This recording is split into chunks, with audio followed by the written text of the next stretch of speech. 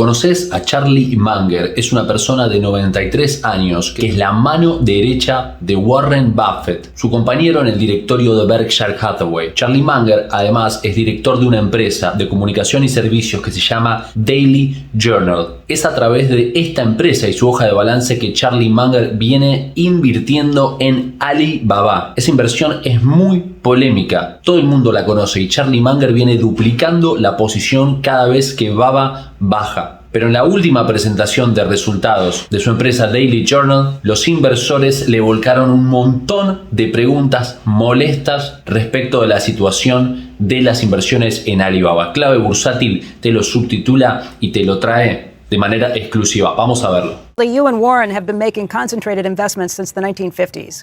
Many of these investments have led to gains, but even more impressively, none of them have led to significant losses. As far as I can tell, neither one of you has lost more than a few percentage points of equity on any single investment. Daily Journal has recently bet a large amount of its capital on Alibaba and foreign traded stock.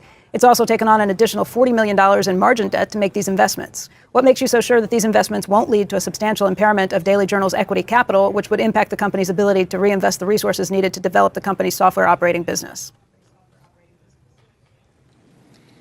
Well, of course, if you invest in marketable securities, you have the risk that they'll go down and you'll lose money instead of make it. But if you hold a depreciating currency, that's losing purchasing power. On balance, we prefer the risks we have to those we're avoiding, and we don't mind a tiny little bit of margin debt. I got lots and lots of questions on Alibaba. That was the one question that I received more than any other, so I'll dig a little deeper through some of these. Someone named Vishal Patel from Toronto wrote in and said that as a Daily Journal owner, do we own local shares of Alibaba? Does that actually give us legal ownership of that business, or do we have a variable interest, and is that the same? Net, what do we own? And I did get a series of questions related to that same sort of thought. When you buy Alibaba, you do get a sort of a derivative, but assuming there's a reasonable honor among civilized nations, that risk doesn't seem all that big to me. Got a lot of questions just about the investing in China risks, and I'll ask this one from Ravi Mehta. He's interested in your take on China and Chinese stock exposure for the long term. He says it's becoming quite evident that Chinese companies could be banned from doing business in the Western world, or maybe some of the Eastern countries too, because of the number of the following reasons. 1, the security threat issues. 2, the potential conflict over Taiwan.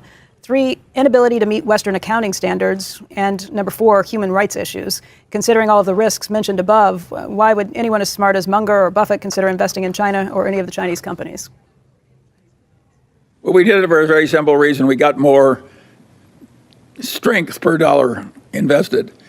In China, the companies we invest in are stronger relative to their competition and priced lower.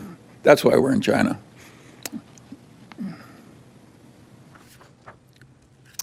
This one came in from Wasim. He said, although the financials seem strong, do the political pressures from the Chinese government worry you at all?